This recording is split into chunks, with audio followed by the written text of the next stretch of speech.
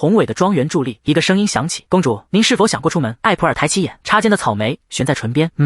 两人隔着长桌对坐，黑发男人身体前倾。今天出门转换下心情如何？他眼神关切。据说餐后散步或进行轻度运动有益于您的健康。艾普尔的手轻轻放下叉子。我是一个罪人。他手抚胸口，神情庄重。能被邀请共进晚餐已是莫大荣幸，所以今天艾普尔双手交握于胸前，表情恳切。我认为应该用这段时间来反省。黑发男人单手托着下巴，反省？他若有所思。真的已经2周了吗？这段所谓的反省期不过是他怕热的借口。黑发男人的声音响起：“反省是因为您压坏了漫画书，您向画师们道歉了吗？”艾普尔在回忆中尴尬干笑。哈哈！艾普尔眼神躲闪，为什么非要用这种方式反省？您是不知道才问的吗？艾普尔在心中咆哮。当然是因为这里是最好的地方，我根本就不想出门。现实中，他紧闭双唇，这话可不能说出口。您准备了珍贵的漫画书，而我却用臀部把它压坏了，我必须为此受罚，对吧？黑发男人面无表情，他嘴角勾起一丝讥讽。不知情的人看到，可能会觉得我对您太苛刻了。他嘴角勾起一丝讥讽。不知情的人看到，可能会觉得我对您太苛刻了。艾普尔双手连连摆动，这是个误会。哈哈哈！他挺起胸膛，一脸正直。其实我属于越受罚心情越好的类型，我的良心标准非常高。作为一个罪人，哪怕只是与你同处一个空间呼吸，都让我觉得罪孽深重。黑发男人单手支着下巴，笑意玩味。那就多做点。艾普尔鼓起脸颊，为什么要把我赶出去？是你让我待在房间里的。他们在长桌两端对峙，气氛紧张。艾普尔面露羞恼，盘中的蛋糕被端起，所以我要走了。索尔特家族的罪人要回房间了，我一直因罪恶感而窒息，所以我要进去了。再见。黑发男人开口。等等。艾普尔终于回到房间，他倒在床上。呼，这舒适感还是床最舒服了。他们不会为了我打包的食物追来吧？至少把蛋糕留给我，蛋糕热量很高，这样我就可以一直待在房间里，撑到明天午餐。只要躺在床上，我的卡路里消耗就会很低，所以不会头晕。特殊的橡木皮革遮光窗帘，躺在床上就能享受的内容，少量就能补充能量的高热量食物。这是一个为宅女准备的房间，活动范围极小，生活满意度却极高。艾普尔躺在被子里，一脸幸福，完美。这就是所谓的禁闭吗？一本名为《强制皇后》的小说，这就是我附身的小说，主角是莱梅亚科尔特，她是索尔特王国的珍宝，一朵美丽的花。身为王室，她被认为有潜力成为国王，但她被铁血皇太子雷登热烈追求，最终这位悲剧女主角被绑架并囚禁。莱梅亚惊恐的尖叫：如果我今天不处理完这些文件，我就没饭吃了吧？这个女人。而在书桌前奋笔疾书的就是我附身的角色，我今晚会处理完所有文件，哪怕通宵不睡，就让我吃一口面包吧。文件砸在她头上，莱梅亚怒吼：你这个混蛋，还敢顶嘴！莱梅亚指着她，好好完成你的任务。艾普尔呜咽着趴在地上。艾普尔是小说里的一个配角，在最恶劣的环境下被当成奴隶使唤了3个月。夜幕下的庄园，艾普尔伏案工作，又是加班的一天，为公主准备按摩。突然，一只戴着黑手套的手捂住她的嘴，艾普尔惊恐地睁大双眼。入侵者冰冷的声音在她耳边响起：嘘，请安静，莱梅亚公主。如果你不想让你珍贵的脸留下疤痕，我已经抓到公主了，我会打晕她，然后带走。入侵者的手刀落下，艾普尔闷哼一声，眼前一黑，失去意识。我不是莱梅亚，因过劳死而附身小说，还在不停工作。现在我被绑架了，头上的麻袋被揪下，这样死去太不公平了。对不起，我不是莱梅亚科尔特，我只是个女仆，不是个奴隶。艾普尔跪在地上，双手被反绑。一个高大的男人面对着他，那个捂住我嘴的人让我无法澄清误会。2名绑匪站在他面前不知所措。艾普尔痛哭流涕，我什么都不知道，求求你让我活下去吧。黑发男人面无表情地看着这一切，怎么回事？艾普尔抬起头，那个帅哥是谁？他绝对有主角的气场，但这部小说的男主是金发，那么他是反派吗？绑匪之一紧张地解释，我抓他来是因为我看到有人冒充莱梅亚公主的印章。戴眼镜的男人审视着艾普尔，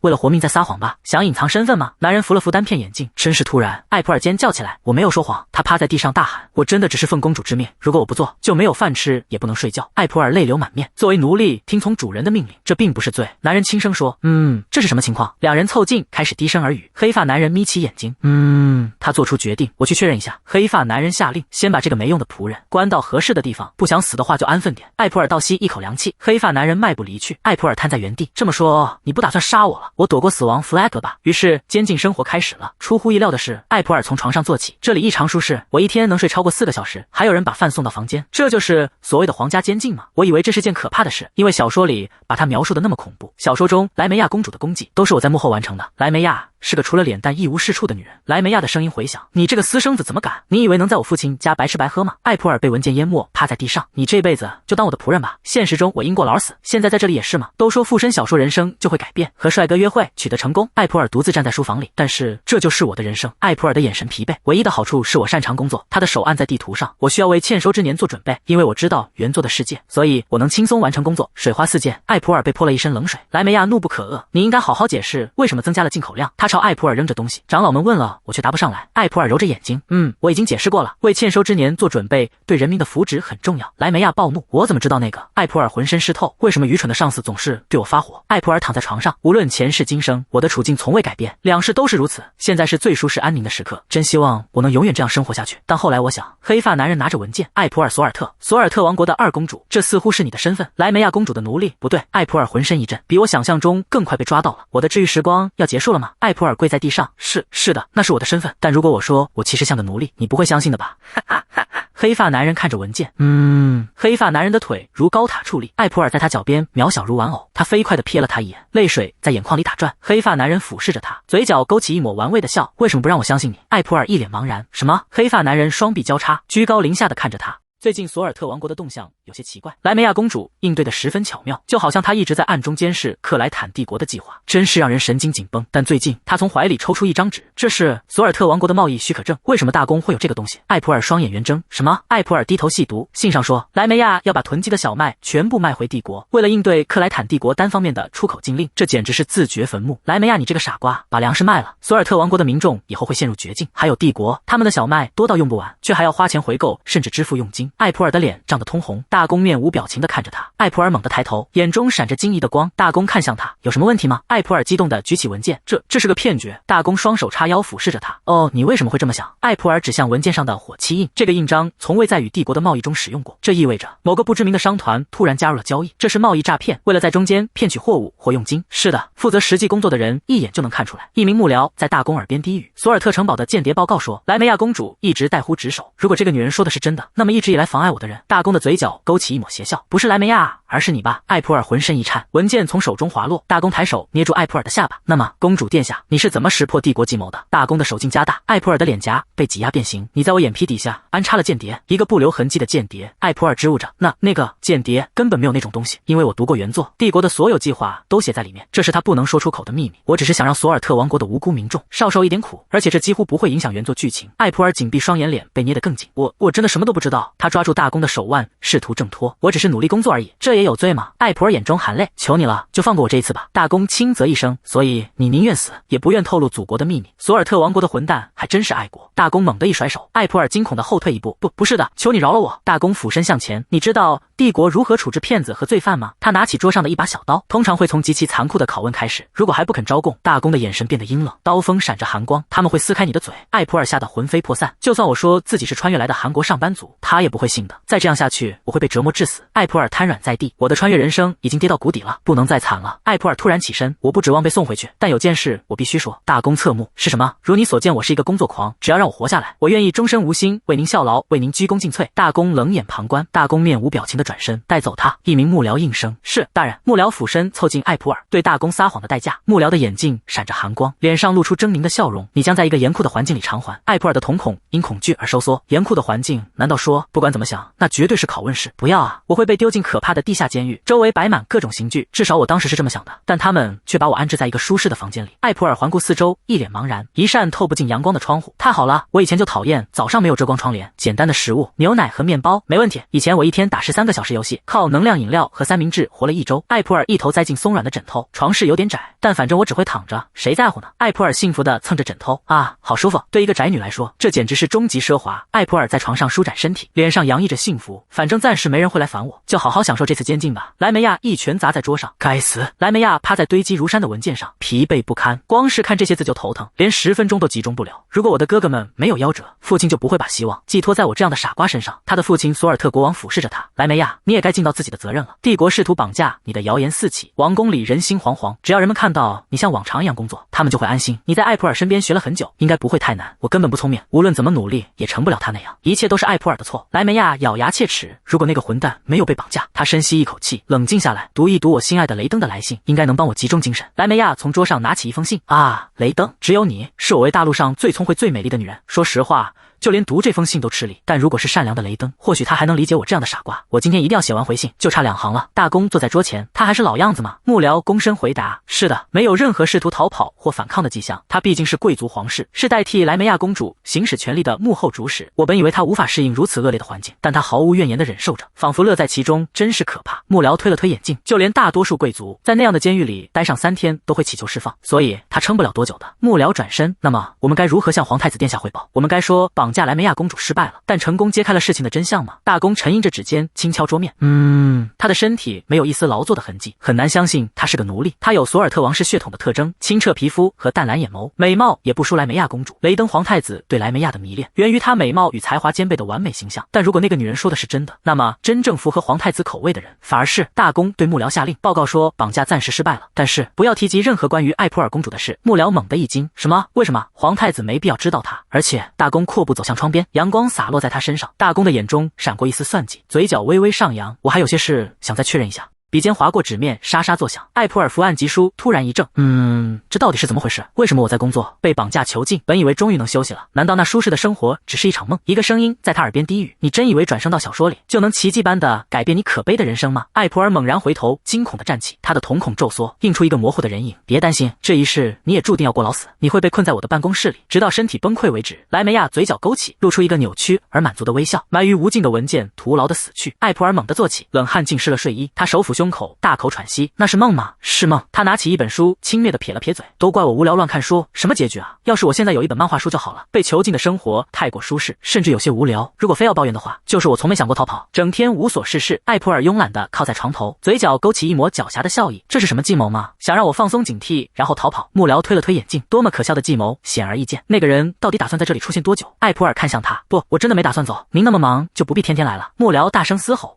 我已宣誓效忠布莱尔大公，别想诱惑我。艾普尔眯起眼睛，一脸无语，到这个地步我是不是该一笑了之？我今天带来了大人的口信。艾普尔一脸困惑，那是什么？幕僚语气平淡的转述，他说，既然你对公爵府的生活很满意，享受了如此奢华的住宿，就应该支付相应的价格。他是这么说的，这里是挺舒服的，但奢华什么时候被绑架囚禁也成了付费项目？艾普尔皱起眉头，那么我们要谈的是什么样的价格？无数文件从天而降，落在他身上，这是最近进度落后的大坝建设文件。他面无表情地宣布，你要审查延误的原因，并提出解决方案。艾普尔一脸错愕，等等，为什么是我？这么重要的事交给一个俘虏，真的好吗？艾普尔声泪俱下的嘶喊，只要让我活下去，我愿意免费工作到死。还有什么要说的吗？艾普尔立刻收声，没有了。他语气平淡的补充，顺便一提，截止日期是2周后，如果你没能完成。他推了推单片眼镜，镜片闪过一道寒光，剩下的就交给你自己想象了。我以为这是舒适疗愈的囚禁生活，结果却成了异世界的被绑架劳工。艾普尔摊开文件，长叹一声，唉，这任务根本不可能完成吧？布莱尔坐在桌前翻阅着文件，谁知道呢？如果他真是那个让帝国头疼不已的人物，说不定又能想出什么天才方案。幕僚站在一旁，如果他想不出来呢？布莱尔抬起手，轻轻按在文件上。那么他缓缓抬头，绿色的眼眸中闪烁着寒意。他就要为欺骗我付出代价。脚步声在门外响起，两人同时望向门口。一名随从走进房间，来自艾普尔公主的。布莱尔挑起眉毛，这么快？幕僚接过信封，语气笃定，不可能这么快找到解决方案，这一定是风头详信。或许他是想求饶，顺便出卖自己国家的间谍。他打开信封，信纸展开，上面写着，如果你能把这封信送到这个地址，我将不胜感激。地址是伊拉梅纳联盟戈尔布罗领地，至吉内瓦拉戈尔布罗。这是什么？1周后大公领地，大坝建设工地。一个工人挥舞着铁锹，该死，太热了，收获季马上就到了，我们已经干了好几个月。另一个工人擦着汗，我们连顿饱饭都吃不上。哎，我想我老婆了，什么时候才能回家啊？一个工人仰望天空，难道就没有人能帮帮我们吗？那个工人突然愣住了。远方尘土飞扬，一支队伍疾驰而来，工人们惊愕地看着，那是什么？什么人？幕僚跳下马匹，长舒一口气，他面容冷峻地宣布，这些人是来自伊拉梅纳联盟的黑鹰佣兵团，从今天起，他们将协助大坝工程，等他们交接完毕，你们所有人就可以回家了，这是大公的命令。工人们面面相觑，一脸茫然。真的吗？我们可以回家了？工人们爆发出震天的欢呼，他们将工具抛向空中，大公万岁！我要回家了，我们爱您大公。艾普尔看着手中的文件板，至于厨师，招募领地里需要工作的女性，比如文件上列出的寡妇或单身母亲，那些独自艰难谋生的人，用他们替换庄园里的厨工，这样也解决了黑鹰佣兵团合同里提供膳食的条款。工人们举杯欢庆，笑容满面。还有什么要补充的吗？幕僚转过头看着艾普尔，你到底是怎么做到的？艾普尔一脸茫然。幕僚语气中带着一丝惊愕，我是问你是怎么雇到黑鹰佣兵团的？他们可只为索尔特王国效力。哦，那全都是托大公的福。幕僚更加困惑了，什么？艾普尔嘴角微扬，你忘了你骗索尔特王国低价卖了大量小麦吗？他们之后一直手忙脚乱，财政肯定一团糟。金发女人解释道，所以他们当然要削减开支，削减付给伊拉梅纳联盟佣兵的薪水。佣兵们的薪水被断，他们急切地寻找新工作。我寄信的对象吉内瓦拉戈尔布罗正是黑鹰佣兵团团长的女儿，也是他们的首席谈判代表。我给了他一份无法拒绝的提议。幕僚一脸困惑，无法拒绝。艾普尔微笑着，我删掉了他们讨厌的所有条款，只保留了他们喜欢的。我还盖上了大公的印章，以示信誉。他没有理由拒绝。幕僚皱起眉头，你怎么就那么确定会成功？怎么确定吗？艾普尔笑得像只偷腥的猫，因为我和那个难搞的女人在莱梅亚的时候通过上百封信了，你根本不知道。为了理解她的思维方式，我熬了多少个通宵。总之，我在2周内完成了所有工作，算是赶上了截止日期。幕僚一脸震惊地看着他，艾普尔双手合十，眼中闪着期待的光芒。我现在可以回房间了吗？坦白说，我很佩服，只有经验丰富的人才能想出雇佣低收入居民的点子。他显然有出色的组织直觉，他的交接工作非常顺利。我在旁边都学到了几招。布莱尔微微侧头，绿色的眼眸中闪过一丝光芒。我现在真的很好奇了。幕僚看向他，关于什么？为什么一个如此能干聪明的人，却从未试图逃跑？幕僚扶着下巴，谁知道呢？也许他在这里想要什么东西，比如帝国的情报。布莱尔面无表情，眼神深邃。我想要什么东西吗？艾普尔一脸困惑。布莱尔坐在沙发上，手支着下巴。既然你帮公国处理了事务，作为回报，我准许你提一个要求，算是公平交易，比如每天出去一次，或者参观一下庄园的设施之类的。两人面面相觑。艾普尔歪着头，我房间已经很舒服了，为什么还需要那些？艾普尔眼中闪着期待的光，我能换个别的要求吗？布莱尔靠在沙发上，姿态放松，说来听听。那么机会来了，这里虽然舒适，但说实话有点无聊。为了真正提升宅女的生活品质，我绝对需要一样东西。他猛地向前探身，眼中放光。我想住在一个堆满漫画书的房间里。布莱尔一脸错愕，漫画书？艾普尔用力点头，对，这里的书太无聊了，我快憋死了，就想看漫画。布莱尔皱起眉头，那所谓的漫画又是什么东西？艾普尔的笑容瞬间凝固。哦，对了，这里是小说世界，他们当然不知道什么是漫画。布莱尔疑惑地看着他，公主殿下，在这个言情小说的世界里，我真的能说服北方大公理解漫画书是什么，并同意帮我弄来漫画书吗？我真的能在这里升级我的宅女生活吗？布莱尔手托下巴，眉宇间尽是困惑。漫画。大厅里人声鼎沸，宾客们交谈甚欢。艾普尔僵硬地笑着，这些人是谁？幕僚向他介绍一位白发长者，这是布朗勋爵，一位前宫廷画师，他身后是塞德里克勋爵和罗比德勋爵，他们都在学院教过美术，而这些是他们的学徒。如此显赫的人物，他们来这里做什么？幕僚用食指轻推鼻梁上的眼镜，还能为什么？当然是为了制作漫画书。艾普尔双眼翻白，嘴巴大张，灵魂仿佛出窍。布莱尔坐在书房的椅子上，漫画书不就是用图画讲故事的书吗？所以我召集了帝国最顶尖的艺术家。艾普尔满脸震惊，你召集了这么多精英专业人士，就为了给我一个人做漫画书看？布莱尔抬起他的下巴，你看起来很不满。布莱尔的脸凑近，你还有什么更想要的吗？他眼神灼灼，说吧，公主，畅所欲言。艾普尔脸颊绯红，眼神躲闪，不，我很好，什么都没有。布莱尔放开手，很好，那就好好跟他们解释一下。艾普尔一脸困惑，解释什么？布莱尔嘴角上扬，当然是漫画书的制作过程。艾普尔瞪大双眼，嘴唇微张，什么？你的意思是要我们画成这样吗？艾普尔猛地举起一个画着叉的牌子，不，那不是漫画，那是杰作级的油画。艾普尔绞着手指，也许细节上可以稍微快一点。一位白发长者抚摸着下巴，哦，最近大陆上流行轻快的笔触，对吧？罗比德勋爵摸着下巴，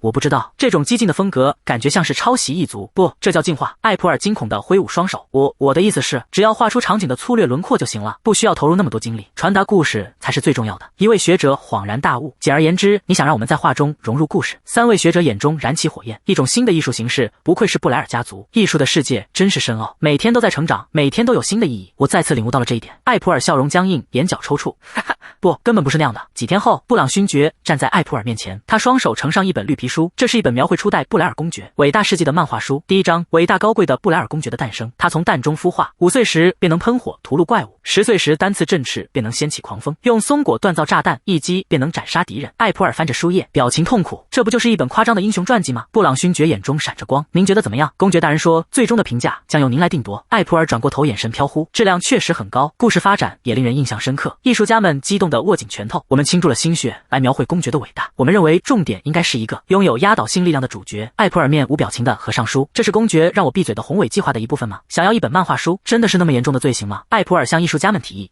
我们试试换个目标怎么样？一位艺术家侧身询问，您这是什么意思？艾普尔竖起食指，我相信漫画书的目的就是娱乐。你们觉得初代布莱尔公爵的编年史有趣吗？三位艺术家面露不悦，神情严肃。一位艺术家反反驳，重点难道不应该是纪念他的成就吗？而不是娱乐，纯粹为消遣而创作的艺术被认为是低俗的。我们不能浪费这些受人尊敬的艺术家的劳动，去做一些只为轻松娱乐的东西。艾普尔鼓起腮帮，双手紧握。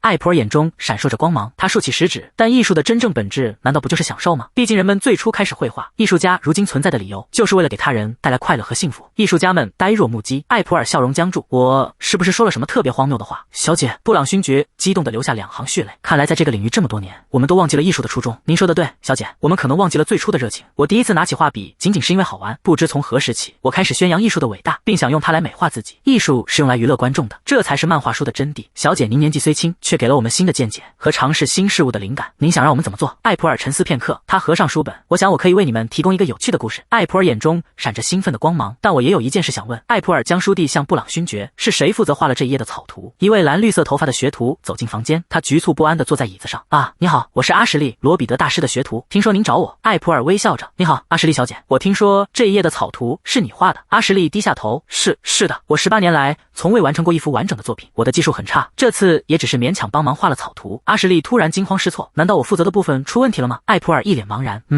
阿什利双手捂脸，泪水涌出。大家都说从没见过这么奇怪的草图，他们说如果这件作品失败了，就全是我的错，像我这样的人不该参与这么重要的项目，我真的很抱歉。艾普尔大声反驳，那不是真的。艾普尔握住阿什利的手，这本漫画书中唯一真正出色的部分就是你的草图。阿什利一脸困惑，什么？艾普尔的声音温柔坚定，那是唯一真正让人感觉像漫画的一页，尽管故事枯燥，但分镜布局和节奏都非常出色。阿什利，我想把漫画书里最重要的角色托付给你。阿什利走出房间，走在长廊上，一个棕发男学徒拍了拍他的肩膀，嘿，阿什利，听说小姐召见你了。他一脸幸灾乐祸，他说什么了？是不是让你退出下一个项目？阿什利低头微笑，不，他让我负责导演工作。棕发男学徒发出嘲弄的笑声，原来他发现了，你就是那个18年来只会画草图的废物学徒。导演，不过是说的好听罢了，意思就是你连做梦都别想画真正的画。他轻蔑地笑着，真是个适合你的完美角色。另一位学徒搭着棕发男学徒的肩膀，至于主要的美术工作，巴里摩尔，你来负责。你在学徒中一直很突出，从学院时代起就被称为天才，不像某个永远垫底的家伙。阿什利紧紧抱着画卷，指节发白。巴里摩尔转过身，老实说，我还以为你能从那位夫人那儿得到点赞助，没有那个，你很快就会流落街头饿死。巴里摩尔轻蔑一笑，好好干吧，也许20年后，你能在某个穷乡僻壤举办一个小小的展览。他挥手离开，阿什利独自站在原地。艾普尔的声音在阿什利脑中回响，我是说真的，阿什利小姐，你那惊人的导演感让我印象深刻，只有你才能创造出我梦寐以求的漫画书。阿什利紧紧握着画卷，连我自己都不曾相信的天赋，夫人却相信我有潜力。阿什利眼中闪着光芒，漫画书的导演工作，这是我施展才华的机会。几日后，艾普尔坐在书房里，布莱尔也在。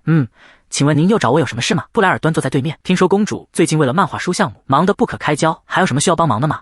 那个，他端起茶杯，如果可以的话，再来1-2份点心就好了。艾普尔幸福地眯起眼睛，甜的或者咸的都可以。布莱尔面无表情地看着他，他眼神犀利。你想要的就只有漫画书和点心吗？艾普尔泪眼汪汪，请不要那样看着我。他这样叫我出来，我总不能要求一个人待在房间里吧？艾普尔浑身僵硬，有什么问题吗？布莱尔打了个响指，我有些东西想送给公主。布莱尔扬声，进来吧。门外传来脚步声，一双棕色的靴子踏入房间。艾普尔惊讶地抬起头。一个红发女仆灿烂地笑着，小姐你好。艾普尔一脸困惑，你是谁？红发女仆笑容不减，我叫伯妮塔，从今天起负责照顾您。伯妮塔滔滔不绝，我可以直呼您艾普尔吗？或者用更正式的称呼，您也可以随意叫我伯妮塔。哦对了，您的眼睛真漂亮，我的眼角总是上扬，别人总以为我在生气，哈哈。伯妮塔鞠躬，今后请多指教，小姐。艾普尔被这股气势压倒，等等，要给的东西是个人吗？这股压倒性的活力，一个彻头彻尾的开朗派。布莱尔面带微笑，以后有任何需要尽管告诉伯妮塔。艾普尔脸颊泛红，额头青筋暴起，我只是想要点零食，他却直接给了我一个人。艾普尔挤出一句话，谢谢。伯妮塔跟在艾普尔身后，能服侍小姐，我太高兴了。大家都对新来的客人很好奇呢，现在他们知道您是这么亲切温柔的人，我就放心了。玛丽娜听说我要来服侍您，不知道有多嫉妒呢？艾普尔面无表情地问。玛丽娜是谁？伯妮塔双手交握在胸前，玛丽娜是我的同期，女仆资历最老的一个，她总把我当成对手。一听说我要服侍可疑的小姐，她脸都垮了。艾普尔的表情愈发阴沉，为什么是可疑？伯妮塔依旧兴致高昂啊。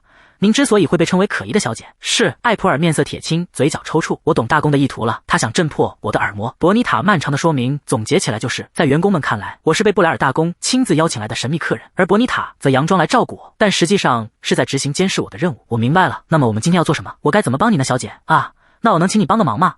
这样正好，反正我心里也有事，就交给我吧。遵照那位小姐的建议，我被任命为这项工作的负责人。这是那位小姐提供给我们的一个新故事。阿什利双手捧着画稿，身体因紧张而颤抖。我试着画了这个故事的分镜，两个男人坐在沙发上审视着画稿。巴里摩尔皱眉，这是什么？这个面板只是个背景。巴里摩尔怒气冲冲，阿什利，你画不好人物就要我们画背景吗？这里的透视也太夸张了，你连基本的透视都不懂吗？阿什利辩解，不是的。另一个男人也开口质问，我们为什么要听阿什利这种万年吊车尾的话？如果要找个人带领我们这些画师学徒，那个人也该是前辈巴里摩尔。阿什利嘴唇颤抖，我只是……门外伯妮塔探出头来，伯妮塔倚在门框上，眼神冰冷，嘴角带着一丝轻蔑的笑意。伯妮塔向艾普尔汇报，正如小姐担心的那样，没人听阿什利的话。伯妮塔双拳紧握，气鼓鼓的继续说，就连小姐您都同情阿什利站在他那边，他们却完全无视您的判断。艾普尔手底下巴，眼神凝重，果然不出我所料，他们不会相信我推荐的阿什利的实力。艾普尔喃喃自语，那么这是我必须做的。伯妮塔凑近，什么？艾普尔眼中闪烁着决心，我要去找大公。画师们面露惊色，你是说要通过比赛选拔总负责人？艾普尔微笑着解释，看来大家很难接受我推荐的阿什利，所以我认为不如看看阿什利和其他人画出的漫画成品，让更有才华的人担任负责人。艾普尔摊开手，如果以这种方式选出人选，大家不就能信任并服从了吗？巴里摩尔提出疑问，由谁来评判哪部作品更优秀呢？如果评价只反映了个人对特定风格的偏好，那结果就不公平了。艾普尔笑容灿烂，当然必须由一个所有人都认可的人来评估。艾普尔的视线投向门口，那个人就是艾普尔说出那个名字，布莱尔大公。画师们窃窃私语，布莱尔大公亲自评判。巴里摩尔眼中闪着贪婪的光，这是直接给大公留下印象的机会，他会立刻看出我比阿什利强。艾普尔目光扫过众人，那么如果你们不接受结果，就必须离开大公府，你们都同意吗？巴里摩尔立刻回答，当然。阿什利脸色苍白，紧紧攥住衣角。布莱尔嘴角微扬，真有意思，公主第一次来找我，竟然是请求我担任画师学徒比赛的评委。艾普尔双手交握，神情紧张，您身份尊贵，却要为这点小事劳烦您，您还欣然同意了？布莱尔反问，就只有这些话吗？艾普尔双眼放光，那我该为您做些什么？大公的视线变得柔和，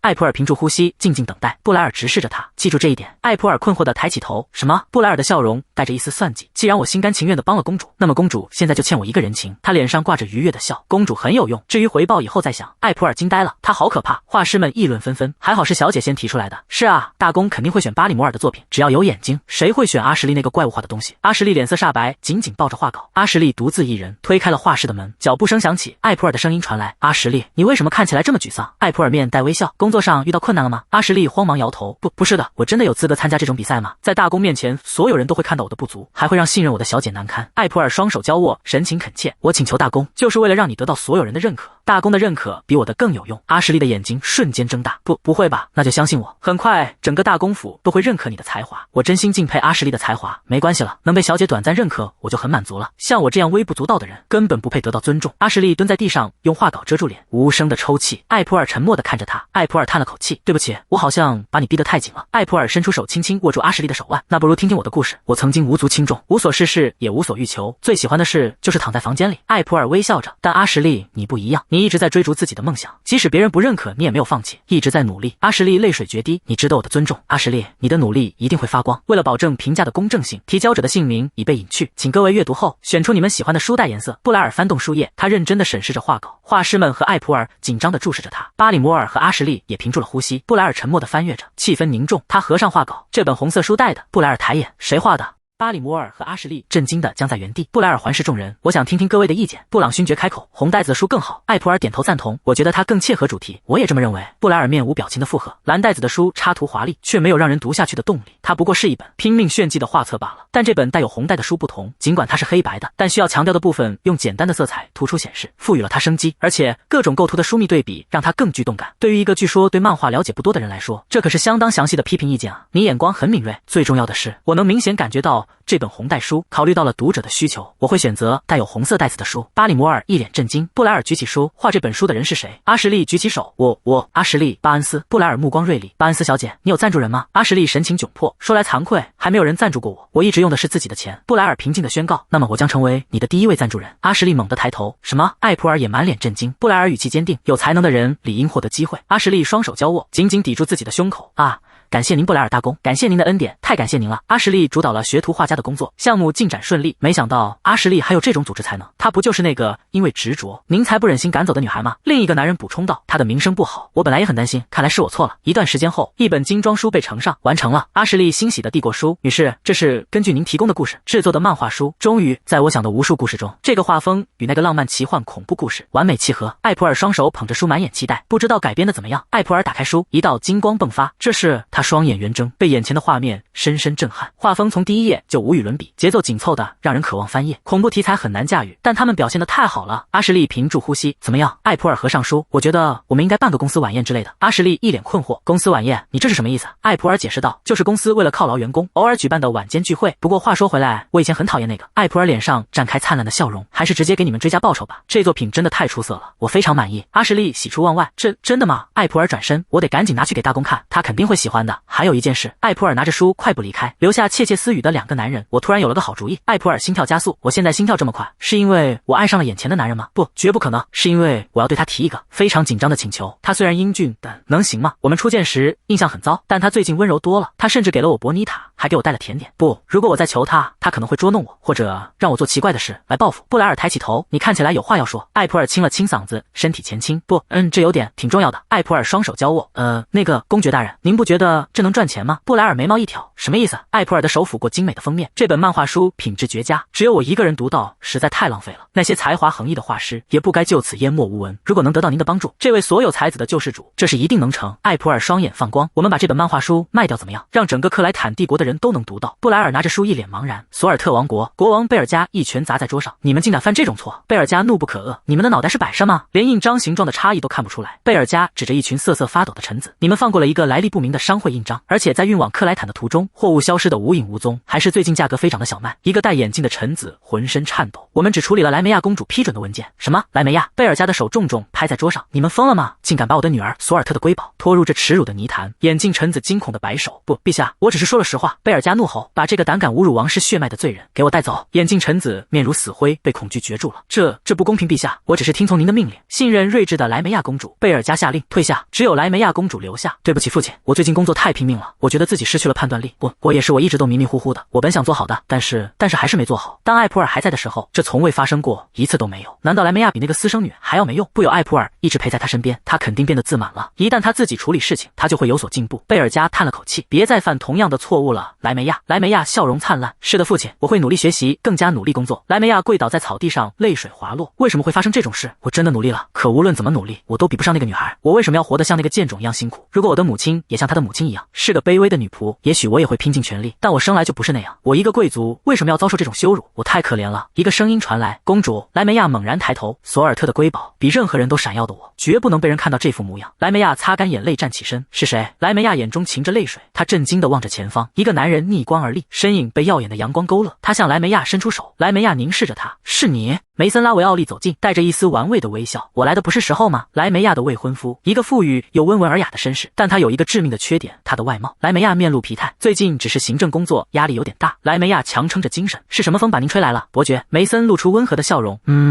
我们非正式订婚已经有一段时间了，我想是时候讨论我们的婚事了。莱梅亚的眼神瞬间冰冷。克莱坦的外交问题让陛下心烦意乱，我认为现在谈我的婚事还为时过早。梅森的笑容僵住了。我明白了。梅森恢复了镇定。公主，我会永远尊重您的意愿，那么请好好休息。梅森转身离去。莱梅亚看着他的背影，哼，我怎么可能嫁给你这种丑陋的男人？我深受克莱坦王储的喜爱，很快我就会解除婚约，成为雷顿的妻子。艾普尔站在一张图表前。据我所知，克莱坦帝国的平民识字率不到50%，但有了这本漫画书，即使不识字也能通过图画理解故事。艾普尔眼中闪着光芒，而且他甚至很有趣，很快就会成为一种潮流。随着越来越多人为了理解故事而学习阅读，我们可以期待识字率得到积极提升。布莱尔面无表情地听着，布莱尔的目光锐利，他到底在想什么？以莱梅亚公主为傀儡，他掌控了宫廷的实权，他不仅没有试图逃跑，反而不断做些莫名其妙的事。现在他还想创业。布莱尔双手交叠，那个聪明的女人总是能洞悉帝国的计划，永远领先一步。她的行为背后一定有隐藏的动机，暂时先配合他，弄清楚他的真正目的。布莱尔抬眼看他，你要怎么发行？艾普尔眼睛一亮，他上钩了。如果我们把它刊登在帝国发行的报纸上呢？艾普尔热情地解释，一开始我们付钱租版面，一旦流行起来，他们就得付钱给我们来刊登，我们甚至可以用赚来的钱支付画师的稿酬。布莱尔的眼神充满怀疑，你真的相信单凭这个就能产生可观的利润吗？艾普尔笑着挥动教鞭，报纸不是为了盈利，是为了宣传效果，因为以后我们可以自己出版和销售漫画书。布莱尔身体前倾，怎么做？艾普尔的笑容一时僵住。艾普尔转身走向窗边，帝国的印刷系统通过魔法塔运行，所以我们也可以。布莱尔缓缓开口，魔法塔现在正面临一个大问题，所有的法师都专注于解决那个问题，甚至到了放弃生计的地步，他们似乎不必承担任何其他事务。艾普尔猛然惊觉，我想我知道问题所在了，这是小说里描述过的事件，魔法塔的核心正在开裂，破碎的魔力开始泄露，所有法师都放弃了工作，全力以赴地去补充魔力。莱梅亚曾提出建议，但魔法塔主拒绝听从，最终魔法塔崩塌了，法师们因损失而悲痛欲绝，依赖传送魔法阵的贸易也遭受重创，索尔特的粮食短缺变得极为严重。艾普尔抬头看向布莱尔，我能去魔法塔看看吗？布莱尔从文件中抬起头，公主妈。艾普尔站在他的办公桌前，我知道小说里莱梅亚提出的解决方案，为了实践那个方案，我必须去魔法塔。艾普尔微微一笑，是的，我想调查一下这个问题，如果可能的话，想出一个解决方案。布莱尔若有所思，这还是他第一次要求外出魔法塔，这是他想逃回索尔特的烟幕弹吗？还是想和什么人接触？布莱尔的眼神变得锐利，也罢，带他去一趟就知道了。布莱尔抬起头，很好。艾普尔喜出望外，谢谢您。他答应的比我想象中容易，这次甚至没有发出他惯有的可怕威胁。难道他对我的戒心放松了？艾普尔陷入沉思，先是赞助了阿什利，现在又是这个，也许他对努力工作的人有特殊的好感。布莱尔放下手中的文件，你来找我就是为了这件事吗？艾普尔猛地回神，啊，是的。艾普尔转身行礼，那我先告辞了。艾普尔的目光落在桌上那堆积如山的文件上，艾普尔突然转身，请问已经过去多少天了？布莱尔一脸疲惫，什么？艾普尔盯着布莱尔的脸，你睡在办公室多久了？布莱尔的黑眼圈很重，艾普尔断言，看起来至少1周了，对吗？这场景让我想起自己过劳死前的样子。布莱尔眼神一凛，他怎么知道的？这个女人果然不能小看，我不能放松警惕。艾普尔伸出手按住桌上的一叠文件，布莱尔看着他的手，艾普尔抬起手，我可以看看吗？艾普尔露出灿烂的笑容，布莱尔满脸困惑。艾普尔握住布莱尔的手，轻轻按压，感觉怎么样？疲惫感是不是消退了一些？虽然只是暂时的。布莱尔的脸颊微微泛红，我想是的。你怎么学会这个的？一个过劳的上班族为了保持清醒，会尝试任何方法。艾普尔眼神飘忽，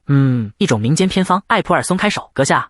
不管您多忙，都必须好好睡觉，确保自己吃得好。工作再重要，也没有您重要。我曾是个没意识到这点的傻瓜，白白死了一回。希望不要再有人那么傻的死去了。布莱尔的心跳漏了一拍，一定是过度劳累让我的脑子糊涂了，竟然会被这种话动摇。他抽出手，布莱尔迅速恢复冷静，不要放松警惕，这可能是为了博取好感的计谋，一个用来刺探帝国弱点的诡计。布莱尔握紧拳头，我会记住的。他站起身，如果你的事情办完了，你可以。他突然感到一阵天旋地转，身体猛地一晃。艾普尔惊愕地看着他，桌上的文件哗啦啦散落一地。睡眠和营养不足会引起头痛，严重时甚至会导致眩晕。艾普尔冲上前去，您受伤了吗？布莱尔的身体倒向艾普尔，艾普尔连忙扶住他。艾普尔满脸担忧，阁下。布莱尔的脸颊泛红，呼吸急促，他靠在艾普尔的肩上，心跳如鼓。艾普尔注意到布莱尔的异样，他伸出手，这是怎么了？他把手贴上布莱尔的额头，感觉温度。他发烧了吗？布莱尔身体一颤，艾普尔的手轻抚他的头发，一遍又一遍。布莱尔别过脸，轻轻拨开艾普尔的手，我没事。布莱尔的视线落在艾普尔身上，受伤的好像是你。艾普尔闻言灿烂一笑，他抚摸着自己的头发，又不是快死了，我没事。布莱尔侧身俯视着他，但过度劳累会要了你的命，请务必小心。布莱尔沉默着，视线低垂。布莱尔低语，所以公主殿下，您是我的救命恩人吗？艾普尔闻言一愣，什么？他双眼圆睁，嘴巴微张。布莱尔抬手轻抚下巴，为了报答你，我准你一个愿望，说吧。艾普尔眨了眨眼，一个愿望，也许我该要点零食，而不是要个人。艾普尔双眼放光，他伸出食指指向天空，我确实有一样东西，非要不可。艾普尔微笑着，他手中拿着一叠文件，我想要一把武器，一把帕尔塔尼姆锻造的武器。我想您这样的身份应该会有。帕尔塔尼姆，这是一种神秘的物质，对魔力具有抗性，一种稀有的矿石，只有古代的矮人工匠大师才能用苛刻的方法加工。布莱尔开口，你为什么要它？艾普尔将文件轻轻放在桌上，我希望去魔法塔时能暂时借用一下，如果我带着一件像样的魔法神器，谈判也许会更容易一些。布莱尔侧过身，我有一把帕尔塔尼姆做的锤子。艾普尔猛地抬头，眼中闪烁着光芒。那么，布莱尔的表情冷了下来，但我不能借给你。布莱尔面色凝重，公主被大公绑架并囚禁，我不可能把武器交给你。艾普尔瞬间泄了气，说的也是。布莱尔的语气缓和下来，但是如果你非要带他去魔法塔，艾普尔脸上泛起红晕，他紧张地握紧双拳。布莱尔的声音在华丽的背景中响起，有一个办法。艾普尔的瞳孔放大，您要和我一起去魔法塔吗？一个巨大的蓝色水晶传送阵嗡嗡作响，散发着魔法的光辉。布莱尔站在传送阵前，他回头看着艾普尔，你真的以为我会让你一个人去吗？艾普尔脸颊泛红，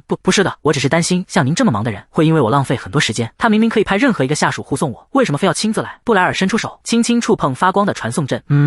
布莱尔的目光低垂，声音沉稳，我不能让你和随便什么人共用一个房间。艾普尔闻言一怔，什么？艾普尔的眼睛微微睁大，似乎没能立刻理解话中的深意。传送阵的光芒消散，一座高耸的石塔映入眼帘，魔法塔。布莱尔扶住摇摇欲坠的艾普尔，我猜你有很严重的传送后遗症。艾普尔捂着胸口，不是这样。艾普尔张开双臂，声音因激动而颤抖。在魔法塔的这段时间，您和我要住同一个房间吗？布莱尔暴毙而立。是的，布莱尔补充道。当然，我们会用不同的床，你可以用那个房间，公主殿下。艾普尔双手捧脸，脸颊绯红，松了口气。但是我前世孤身一人，直到过劳死，所以我完全没有和男人同住的经验。我又不好意思说，这太尴尬了。布莱尔面无表情地看着他，他想带着帕尔塔尼姆去魔法塔，一定另有原因。所有关于生意的说法，很可能只是欺骗我的烟幕弹，甚至他友善的态度，很可能也只是为了让我放松警惕。布莱尔握紧了拳头，所以我绝不能动摇，绝不能放下戒心。既然到了魔法塔，她很快就会露出真面目。她是一个甚至在皇室安插间谍的女人。如果我观察她在这里打算见谁，一个魔法水晶球发出嗡嗡声，紫色的光芒闪烁。公爵大人，有位客人请求见您。布莱尔转身，和我吗？布莱尔走向水晶球，烛台上的火焰轻轻摇曳，水晶球中浮现出文字：索尔特王国代表团特使托马尔德托纳斯。布莱尔和艾普尔同时一惊，两人脸上都写满了意外。艾普尔的瞳孔因震惊而收缩。托马尔德托纳斯，索尔特王国的特使为什么要来见我？布莱尔眼神一凝，难道他发现艾普尔公主在这里了？布莱尔的脸色阴沉下来，所以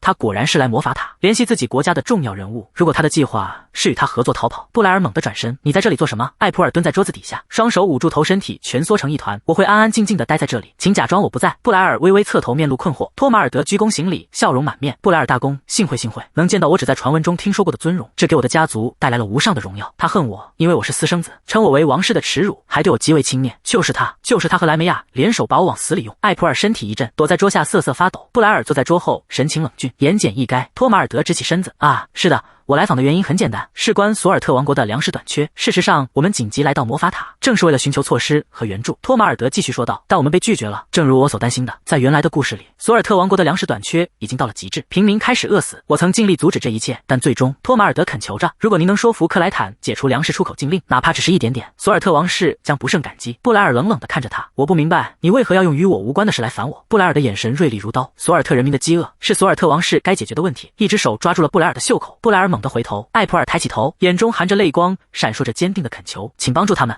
布莱尔的瞳孔因惊愕而收缩，托马尔德猛地跪在地，发出沉闷的响声，求您了，我们的公主莱梅亚正为她子民的饥饿而痛苦，她日日以泪洗面，我是莱梅亚公主的辅佐官托马尔德托纳斯。布莱尔冷眼俯视，我拒绝。托马尔德急切地抬头，但是莱梅亚公主，她和雷登王子殿下关系特殊。布莱尔站起身，你总是在说些与我无关的事。布莱尔的话语戛然而止，我只是……艾普尔双颊气鼓鼓的涨红，小手紧攥着布莱尔的衣袖，都是因为你。艾普尔泪眼汪汪的控诉。布莱尔一脸错愕，什么？艾普尔的脸颊更红了，如果你没有为了试探我，骗我去买小麦的话，无辜的人们就不会挨饿，所以求求您能帮帮我吗？布莱尔的脸颊泛红，他移开视线，沉默不语。真麻烦。布莱尔的眼神瞥向一旁，他看着跪在地上的托马尔德，我知道我晕倒了，还待在这里很可笑，但是如果我强行起身，我的裤子大概会掉下来。布莱尔的手死死抓住裤腰，放开我。布莱尔靠在书桌上，一言不发。托马尔德困惑地看着他，如果边境地区的饥民开始偷盗，对我们来说也很麻烦。布莱尔面无表情地看着他，派领地的骑士去解决小麦欺诈案，这是命令。托马尔德喜出望外，谢谢您，莱梅亚公主很快就会向您表达谢意。托马尔德鞠了一躬，那么我先告辞了。房门轻轻关上，布莱尔面色沉静，出来吧。布莱尔的声音冰冷。解释。艾普尔浑身颤抖，我好怕。他看着布莱尔，索尔特的子民因为你而挨饿，您难道一点都不内疚吗？我不能这么说，我为什么要关心？那又不是我的国家。艾普尔深吸一口气，与其帮助索尔特，我选择帮助您，大公。我吗？是的，怎么帮？我会让您活下来，即便与雷登王子开战，我也会确保您能活下来。布莱尔的双手在胸前交叠，他微微眯起眼，你说什么？艾普尔的视线飘向远方。刚被绑架时，我并不知道那个人是谁，但在公爵府住下后，我明白了，他就是原作的男主角，那个让他碍眼的同父异母的弟弟雷登，一个痴迷于权力和莱梅亚公主的疯子。雷登会铲除异己，诬陷无辜流放他们，或者毫不犹豫地将他们杀掉。艾普尔垂下眼帘，这个人很快就会。布莱尔若有所思，雷登王子对我心怀戒备，还讨厌我，这是只有皇室亲信才知道的情报。他甚至了解我们之间复杂的关系。这个女人的情报网究竟有多深？布莱尔缓缓走向艾普尔，脚步声在房间里回响。公主，越是看你就越……布莱尔停在艾普尔面前，我很好奇。布莱尔俯身靠近，艾普尔的呼吸停滞。什么？艾普尔脸颊发烫，汗珠滑落，他的每一个举动都难以捉摸。越是观察，我就越好奇他的真实身份。我本以为我对索索尔特的一切都了如指掌，直到几年前，为什么直到现在我才注意到这样的大人物？艾普尔强颜欢笑，冷汗直流。布莱尔嘴角微扬，我明天要去见塔主，魔法塔的核心出了问题，塔主无法离开那里，据说我们只能在他身边简短交谈。太好了，我可以进入魔法塔的核心了。艾普尔双眼放光，我明白了，那我们明天一起去对吗？布莱尔微微一笑，是的，我很期待明天。他凝视着他，来魔法塔的目的很快就会揭晓，索尔特的使者躲着我的原因，还有他究竟为何待在我身边。艾普尔握紧双拳，一脸兴奋，有什么好期待的？第二天，魔法塔，一个白发男人手持法杖，庄严地站在大厅中央。欢迎您，布莱尔大公殿下。白发男人微微垂手，因为魔法塔的内部问题，我们只能在这种地方会面。我很抱歉，您说您有个人想介绍给我啊？他是一位暂住在我家的客人。布莱尔看向白发男人，他们说有商业提案要给魔法塔。白发男人面露难色，商业提案，感谢您的提议，但魔法塔的所有巫师目前都忙于内部事务。艾普尔打断了他，所以我想给您看样东西。艾普尔看向布莱尔，殿下，能把那个借我一下吗？艾普尔打开木盒，盒中静静躺着一把精巧的锤子。白发男人大吃一惊，这是用帕尔塔尼姆矿石制作的武器吗？艾普尔微笑着，没错，我认为这件物品正是魔法塔现在所需要的。白发男人一脸困惑，给魔法塔？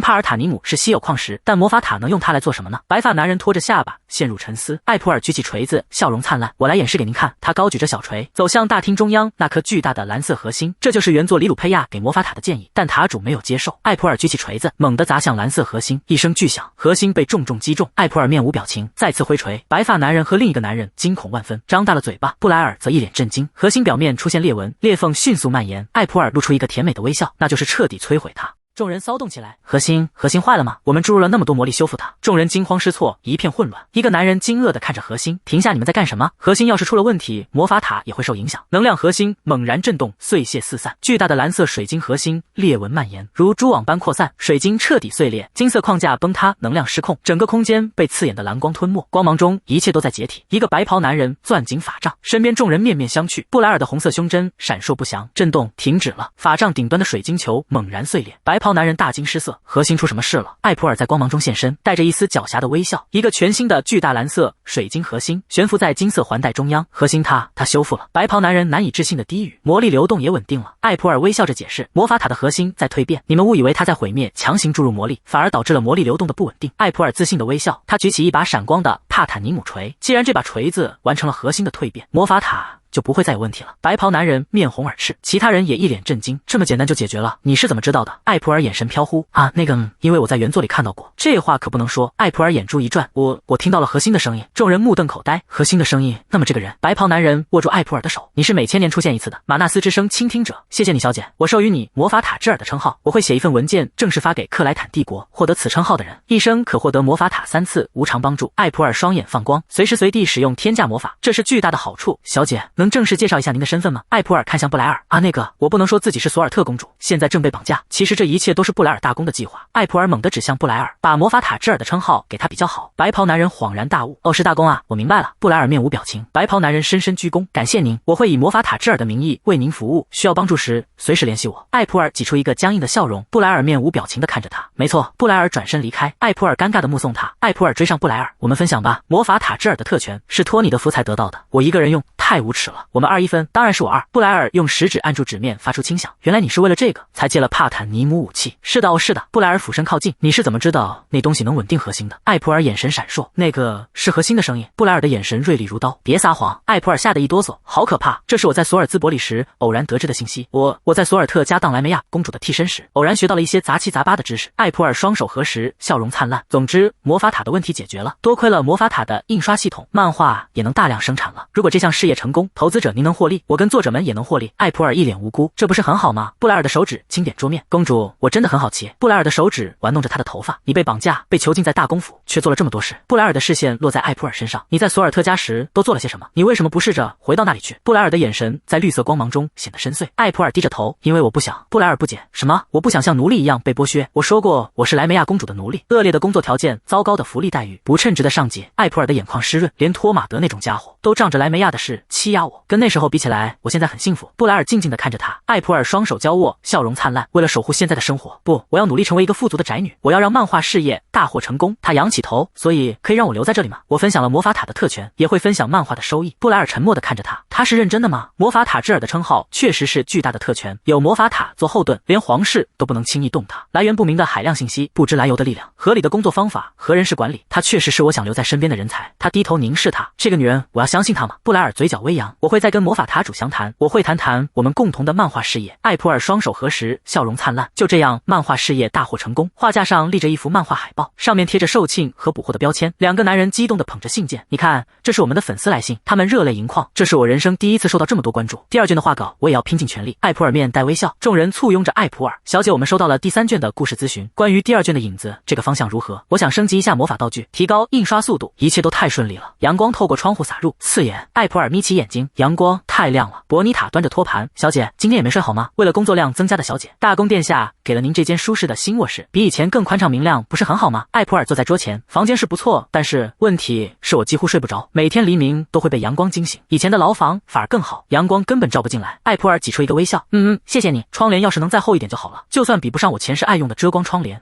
遮光窗帘。艾普尔灵光一闪，就是这个。他猛地站起来。伯妮塔吓了一跳，华丽的宫殿在月光下矗立。布莱尔大公获得了魔法塔之尔的称号吗？是的，据说他为解决魔法塔核心问题提供了关键建议。雷登的手指轻敲桌面，他发出一声冷笑，哈，莱梅亚公主绑架案也失败了，我交给他的每项任务都落得个糟糕的结果。雷登语气冰冷，他还干涉了魔法塔的事务。雷登斜靠在王座上，他的眼神轻蔑危险，看来我得给他点教训。布莱尔双手交握，他审视着眼前的艾普尔。这次你又在计划什么麻烦事？艾普尔狡黠一笑，嘿嘿，才不是呢。我听说过去几年里普莱塔的数量激增，大公亲自率领着讨伐队。布莱尔取下眼镜，所以你想要弗莱塔皮革？艾普尔眼中一亮，是的。布莱尔视线垂落，那倒不难，不过这些都是小说里的情节，我只是想起来了而已。我还听说大公领地里普莱塔的皮革多到处理不过来，我想用那些皮革来制作一些新东西。布莱尔面无表情地看着文件，当然去做吧。艾普尔身体前倾，真的吗？布莱尔扶了一下眼镜，既然宅邸里普莱塔皮革泛滥，能物尽其用也算双赢。艾普尔屈膝行礼，笑容灿烂，谢谢您。那么我就……布莱尔开口叫住他，等等。艾普尔停下脚步，布莱尔从高高的文件堆后方探出头，不过你到底打算做什么？艾普尔侧过脸，那个吗？他转回头时只竖在唇边，俏皮的眨了眨眼，还是个秘密。艾普尔一头扎进柔软的大床，呀呼！他幸福的翻滚着，多久没睡过这样的床了？也许我该直接告诉他。布莱尔推了推眼镜，好吧，我会告诉利亚姆的。看到他看起来有点失望，感觉有点触动，艾普尔猛地坐起，不行，直接把礼物送给本人会有点破坏惊喜。最近大公宅邸的所有人都饱受失眠之苦，大公为了对抗皇太子，率领着野兽讨伐队，因此宅邸无人看管，本该由布莱尔处理的事务自然被搁置了。随着布莱尔回归，宅邸的每个人都陷入了缺绝的工作狂状态，所以我的想法是送给宅邸员工一份甜蜜深邃的睡眠，完美的礼物，遮光窗帘。作为一名工匠，我一针一线亲手缝制。艾普尔单手托腮，看着窗外堆积如山的文件，看来大公今天也别想睡了。但是因为他太累了吗？还是说他看起来比平常更有魅力了？不，他才不会在神圣的床上想工作的事。艾普尔猛地摇头，甩开思绪，遮光窗帘是给我的，就这么定了。艾普尔把自己裹进被子里，当然伯妮塔、利亚姆等等，不过我也会送给大公一份作为礼物。别想了，快睡吧。第2天，艾普尔睁大眼睛，这是什么？利亚姆推了推眼镜，一间储藏室。艾普尔盯着眼前破败的小屋，我知道，小屋门前堆满了普莱塔皮革，多到门都关不上。为什么这么多恐怖的东西堆在这里？利亚姆微笑着解释，殿下仁慈的下令，将公国流通的所有普莱塔皮革都收集起来，送给公主您。艾普尔双眼圆睁，嘴角抽搐。那个大公，布莱尔竖起拇指向下，带着一丝戏谑的笑意。艾普尔怒火中烧，我上辈子是欠了他的吗？伯妮塔站在储藏室门口，看着堆积如山的皮革，这数量真是惊人。艾普尔站在皮革山前，神情复杂，比我预想的要多得多。要弄到这么多皮革，大公到底讨伐了多少次？照这样下去，大公不就是一个人干帝国的所有工作吗？一股气味传来，艾普尔捂住鼻子，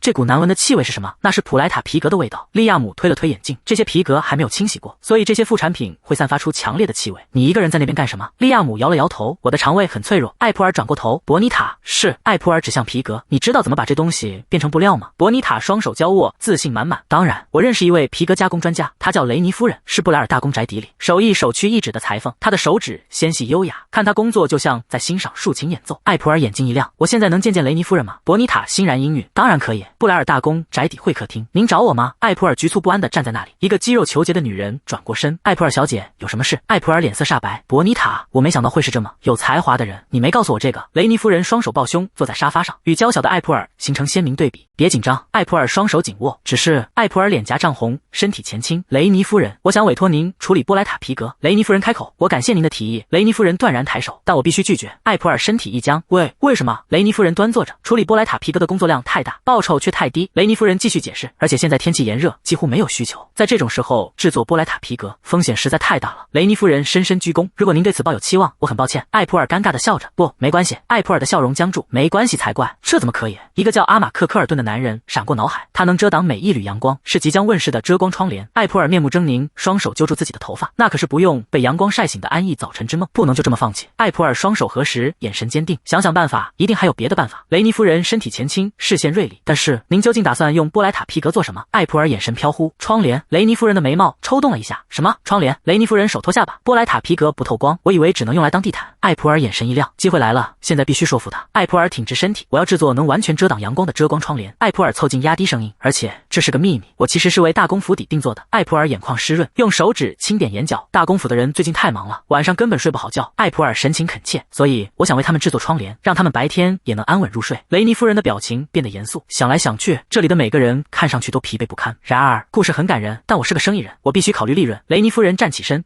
现在请恕我失陪了。艾普尔开口，雷尼夫人，您说的很对。雷尼夫人停下脚步，那么这个提议如何？艾普尔脸上带着自信的微笑，我会支付比您最贵的布料更高的价格，如果需要加班，我还会付双倍工资。雷尼夫人的表情变得扭曲，嘴唇抿成一条线。艾普尔微笑着，如果您这次还拒绝，艾普尔伸出一只手，那我只好把这个订单交给您的竞争对手了。伯妮塔双手紧握在胸前，小姐，您怎么能提出如此令人难以置信的报价？如果你加班，我会确保给你双倍报酬。在我生活于帝国的所有岁月里，我从未听过这样的提议。艾普尔微笑着，哈哈，是吗？这在我来的地方只是基本操作，被夸奖还真有点不好意思。伯妮塔面带犹豫，那个小姐，伯妮塔神情担忧地看着艾普尔，您真的能应付得来吗？这是一个难以拒绝的提议。雷尼夫人伸出手，没有理由拒绝这么好的提案，我会尽我所能的。伯妮塔睁大眼睛，您是说真的吗？雷尼夫人皱着眉头，但是除了我还需要更多熟练的工人，比如揉皮匠。艾普尔竖起大拇指，是的，夫人，您可以雇佣任何需要的人。伯妮塔凑近艾普尔，这是你说的，小姐，您现在可是俘虏，而且身无分文，您要怎么支付那笔钱？别告诉我您没有任何计划就许下承诺。艾普尔抬手擦去嘴角的血迹，别担心，伯妮塔。艾普尔眼中闪过一丝金光，我有一个计划。天空晴朗，敲门声响起，利亚姆坐在办公桌前，进来吧。艾普尔从门缝探出头，脸上挂着灿烂的笑容。你好，利亚姆。艾普尔走进房间，看到利亚姆被文件山淹没，他脸上的笑容瞬间凝固。这比大公的办公室还乱。利亚姆翻阅着文件，我得赶紧向大公报告，所以现在不能停下。恕我失礼，希望您能原谅我这样说话。艾普尔额头冒汗，啊，是的。您看起来很忙。利亚姆摇了摇头，一点也不忙，只是审查漫画发行合同，处理采访申请，还有完成税务申报和收尾工程。最重要的是，我整夜都在收集波莱塔皮革。利亚姆脸上挤出一个扭曲的笑容，我一点也不忙。艾普尔浑身一震，他这是让我说完正事赶紧滚蛋。艾普尔双手紧握，那我就直说了。艾普尔猛地跳上桌子，用一把玩具枪对准男人，把我的钱给我。利亚姆扶了扶单片眼镜，什么钱？艾普尔咬牙切齿，我靠漫画利润堂堂正正赚来的钱，我的钱。利亚姆面露难色，啊，你是说版税吗？艾普尔眼睛放光，对，就是那个，我现在能拿到吗？当然，这是属于你的公主。利亚姆眼神锐利，您突然要用它做什么？艾普尔有些紧张，我现在不能告诉您，但事情很紧急。利亚姆用钥匙打开抽屉，他拿出一把钥匙和一个印章，这是大公家族的印章和钥匙。利亚姆将它们递给艾普尔，带去帕斯卡商会，他们会协助您。什么？艾普尔愣住了，等等，我一个人去吗？利亚姆转过身，是的，如您所见，我无法离开办公桌。利亚姆补充道，如果您不愿意，也可以等我工作结束后一起去。艾普尔挤出一个僵硬的笑容，哈哈哈。伯妮塔双手交握，眼中闪烁着光芒，太棒了，小姐，我们第一次一起出门，我好兴奋。没错，第一次出门，糟透了，已经想念我的毯子和我的床了。伯妮塔兴高采烈地四处张望，小姐看那边，哪里？你找到帕斯卡商会了吗？伯妮塔兴奋地拉着艾普尔的手臂，哇！艾普尔被拉得一个踉跄。伯妮塔拿起一条珍珠项链，这条项链很适合您，小姐。艾普尔的脸颊微微泛红，不过我认为偶尔出门一次感觉也不错。伯妮塔开心地笑着，举起一串珍珠项链，一个男人的剪影出现在远处的走廊。艾普尔和伯妮塔都没有注意到，一个男人的身影笼罩一切，他双眼发光，嘴角勾起一抹笑意。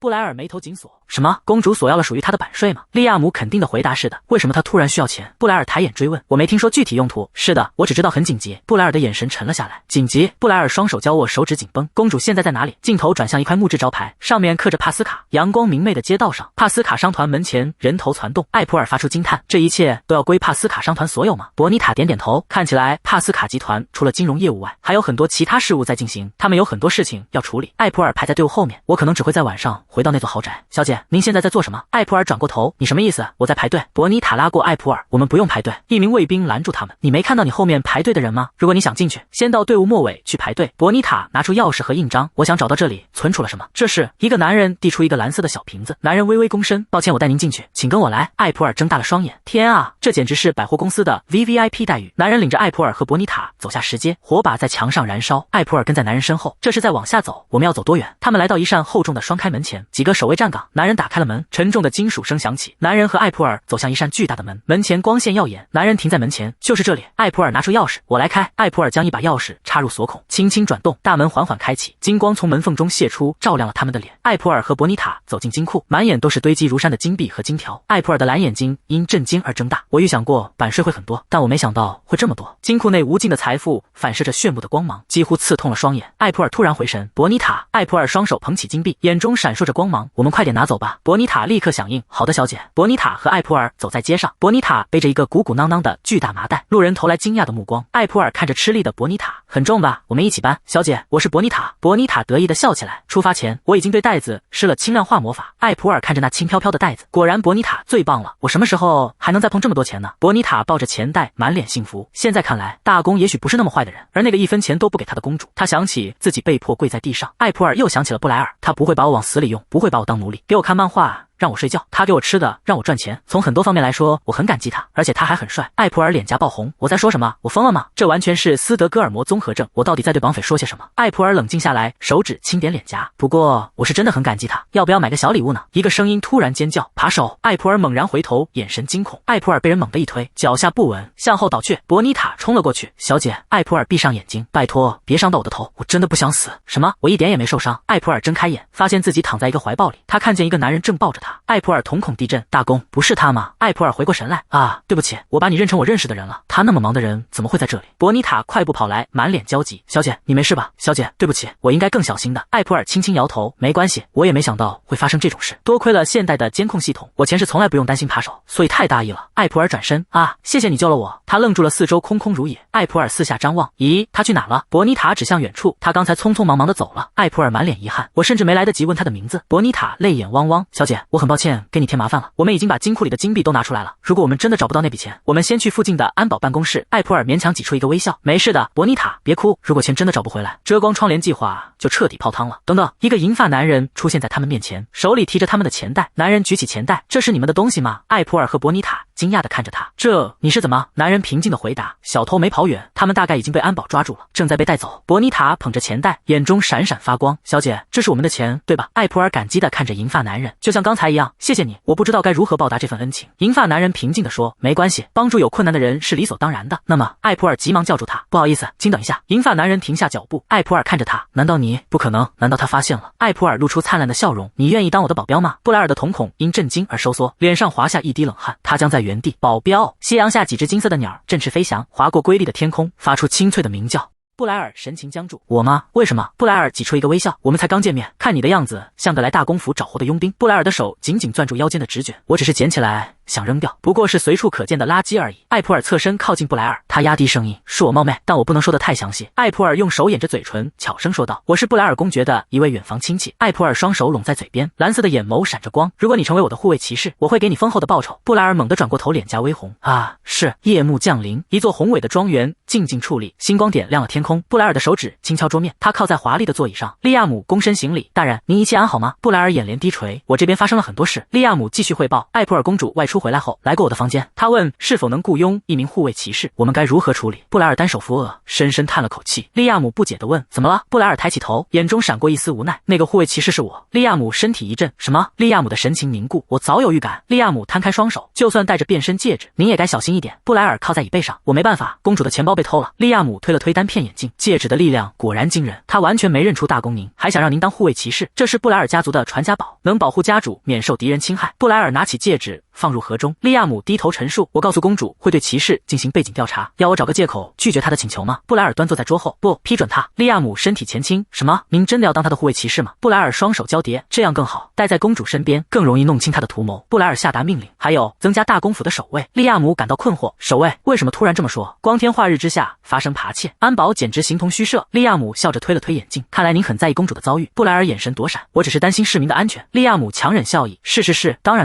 布莱尔坐在桌后，声音疲惫，你走吧，我需要一个人静静。利亚姆鞠躬转身离去，那我告退了。布莱尔独自一人走向阳台，夜风吹拂，他的目光望向星空，思绪万千。艾普尔的声音传来，你一个人在这里做什么？布莱尔猛然回头，艾普尔站在那里，笑容明媚，像一朵盛开的白花。布莱尔看着他，我也可以问同样的问题。公主殿下，你为什么在这里？布莱尔侧过脸，你不是那种讨厌出门的人吗？艾普尔撅起嘴，原来我在你心里是这种形象吗？哈，也不全错，我正要去您的办公室找您，大公。布莱尔指着自己，找我？艾普尔双手比划着猫爪的动作，笑容狡黠，看你一个人孤零零地坐在这里，我就过来打扰一下。布莱尔看向他，找我有什么事？艾普尔一脸真诚，我想谢谢你，我听利亚姆说了，你亲自为边境附近的索尔特公民安排了食物和补给，那是我本就打算遵守的承诺。艾普尔微笑着，但我没想到您会如此体贴，谢谢您，能把手借给我吗？布莱尔伸出手，你最近总要我的手，为什么？艾普尔微笑着，闭上眼睛。布莱尔无奈地笑了，你总让我做些奇怪的事。他轻轻闭上了眼，你可以睁开了。布莱尔睁开双眼，一个雕花木盒静静躺在他的掌心，希望你喜欢。布莱尔捧着盒子，这是贿赂。艾普尔用手掩住嘴，一脸震惊，什么贿赂？布莱尔的眼神带着一丝探究，想让我批准你的护卫骑士请求，这不是贿赂吗？艾普尔笑着摇头，啊，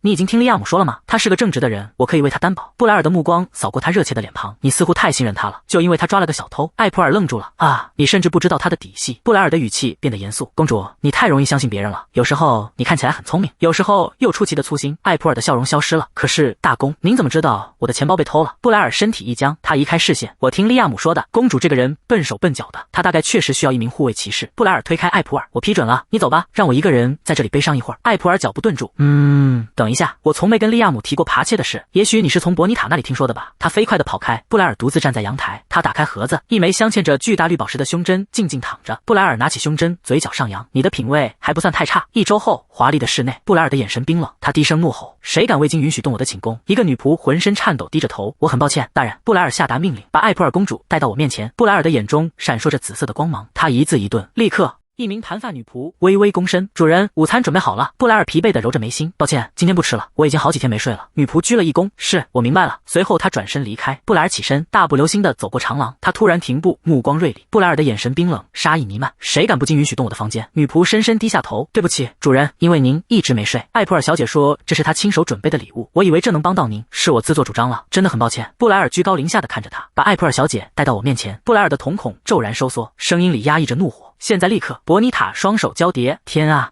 感觉真的像夜晚一样。艾普尔微笑着，是吧？因为窗帘是皮质的，所以能完美遮挡阳光。雷尼夫人抚摸着深色窗帘，每一块的图案都不同，没有重复的设计。艾普尔满意的微笑，真是迷人。没错，我喜欢。这都多亏了夫人您。雷尼夫人摆摆手，别这么谦虚。不，我只是听从命令，一切都是小姐的指示。雷尼夫人兴奋道，哦，您把我上次寄给的样品当礼物送人了吗？艾普尔笑着点头，是的。艾普尔双手竖起大拇指，多亏了你，我才能先把礼物送给需要的人。说起来，大公什么都没说，他还是工作太忙了吗？雷尼夫人张开双臂，光芒在他身后汇聚。关于这个，小姐，我有一个提议，和我一起用这些东西创业如何？艾普尔的眼睛瞬间瞪大。创业？雷尼夫人将手放在胸前。是的，我想除了大公府的人，会有更多人喜欢用它们。雷尼夫人继续说道，洗衣作坊和样品工匠都抢着要买，看来市场需求很大。艾普尔表情僵硬，我其实不想再增加工作了。雷尼夫人继续说，有了窗帘销售的利润，积攒足够的金子，过上舒适的一生将轻而易举。艾普尔猛然握拳，我做，当然做。艾普尔尴尬的摆摆手，我的意思是，反正还剩很多皮料，扔了也浪费，一个能换来终身自由的机会，现在承担一点风险又何妨？艾普尔转身，眼中闪烁着坚定的光芒。艾普尔斗志昂扬，我以前也工作过，就当是把50年的活一次干完。一个声音传来，艾普尔小姐。艾普尔有些茫然，女仆掌提着裙摆，神色慌张的跑来。女仆长，她怎么这么着急？艾普尔一脸困惑，只是个午餐邀请，我真的要穿成这样吗？艾普尔看着眼前的礼服，一脸为难。伯尼塔举着一件蓝色裙子，当然，受邀用餐时穿着正式是帝国的礼仪，真是个累人的习俗。不过她为什么突然请我吃午饭？伯尼塔双手紧握，也许公爵大人被您送的遮光窗帘深深打动了。艾普尔眼神游移，是吗？但还是为什么我感觉这么不安？烛台镜里光线柔和，艾普尔提着裙摆微微屈膝，感谢您邀请我共进午餐。布莱尔坐在长桌尽头，面无表情的抬手示意坐。艾普尔走向餐桌，满桌的菜肴丰盛的惊人。是。艾普尔脸颊微红，太奢侈了。布莱尔面色凝重，刀叉轻响，今天的气氛为什么这么严肃？艾普尔捏着餐叉，这毫无缘由的让我紧张起来。布莱尔的声音传来，食物合您胃口吗？艾普尔挤出一个笑容，啊，是的，非常美味。但我能问问您今天叫我来的原因吗？布莱尔放下刀叉，这顿饭足以回报那份礼物吗？艾普尔心中一喜，伯妮塔说的对，他真的喜欢那个礼物。他微笑着说：“你能喜欢，真是太好了。我讨厌任何人进入我的卧室。”布莱尔的眼神冷酷，从现在起不许擅自碰我的东西。布莱尔的手按在桌上，这就是我今天叫你来的唯一原因。艾普尔的笑容僵住，您不喜欢我的礼物吗？您不喜欢哪一点？布莱尔的声音没有一丝温度，全部非常令人不快。我希望这种事再也不会发生。布莱尔说完便起身离去。艾普尔低着头，双手在腿上攥紧。我承认不经允许就进去是我的错，但对方明明是出于好意，您这么做是不是太过分了？布莱尔停下脚步，考虑到我收到的是一份不喜欢的礼物，我依然对你说了谢谢。而且对于一个根本不了解我的人送的礼物，我真的应该心存感激吗？艾普尔的嘴唇微微颤抖，双手紧紧攥住裙摆，指节泛白。布莱尔的声音冷漠，看来你明白我的意思了，那我告辞了。艾普尔猛地站起，公爵大人，等一下，公爵大人。艾普尔追了上去，如果您告诉我哪里让您不快，或者您不喜欢什么，我下次可以更注意一些。布莱尔的手抓住了艾普尔的手腕，布莱尔凝视着他，我从未能好好睡过觉，尤其是在漆黑的房间里，当我想睡觉时，我母亲就会打我。艾普尔的瞳孔因震惊而放大，他会说，你日夜不休的努力还不够，你必须成为皇太子。布莱尔，你必须惩罚那些羞辱你母亲的人。布莱尔的眼神里满是痛苦，这能回答你的问题吗？艾普尔瘫坐在地，浑身颤抖。布莱尔的声音变得生硬，如果你明白了，就和平时一样，回你的房间，去读你喜欢的那些公主漫画，别再多管闲事。布莱尔的声音里带着一丝警告。布莱尔转身离去，留下艾普尔独自一人。艾普尔的视线模糊，泪水无声滑落，黑暗吞噬了一切，只剩下他一个人，在冰冷的地板上无声的哭泣。布莱尔独自站在窗前，也许是几天没睡好，我反应过度了。布莱尔紧闭双眼，一手按住额头，疲惫不堪。他轻叹一声，我不该对公主发火的。敲门声响起，公爵大人，是我利亚姆。布莱尔侧过脸，我想一个人待着。利亚姆在门外坚持，